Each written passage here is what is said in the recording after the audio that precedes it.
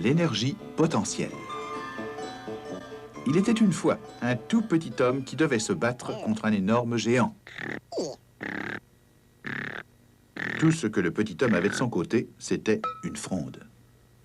Quand il l'utilisait, la masse de la pierre s'alliait avec sa vitesse pour lui donner de l'énergie cinétique, dont le travail sur le géant était très efficace, lui appliquant ainsi une force et exerçant cette force sur une distance. La pierre avait de l'énergie grâce à son mouvement. En fait, tout ce qui bouge est doué d'énergie, même l'air qui nous environne. Quand l'air est en mouvement, il possède l'énergie qui actionne les moulins à vent.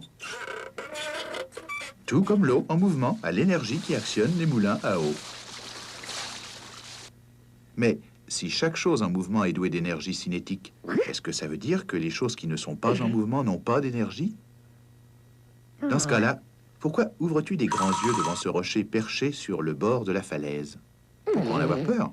Il n'a aucune énergie cinétique parce qu'il n'est pas en mouvement, et s'il n'a aucune énergie cinétique, il ne peut rien te faire. Il ne peut exercer aucun travail, n'est-ce pas? Mais tu ferais peut-être aussi bien de partir de là. Pourquoi? À cause de la position du rocher sur le bord de la falaise.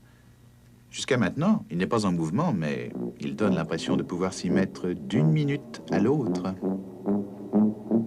Parce que la force de gravité insiste beaucoup pour le faire tomber de la falaise. Cela signifie que, dans un sens, le rocher a beaucoup d'énergie accumulée en lui, type d'énergie que les savants appellent énergie potentielle ou énergie de position. Le moindre souffle de vent et cette énergie potentielle commencera immédiatement à être transformée en énergie cinétique.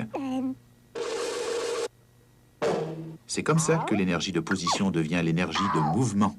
Pendant ce temps-là, au bord de la falaise, le géant trouve tout cela très amusant. Mais il ferait mieux de faire attention, parce que la plus grande partie de l'énergie cinétique qu'il lui a fallu pour grimper en haut de cette falaise est maintenant accumulée en lui grâce à sa position.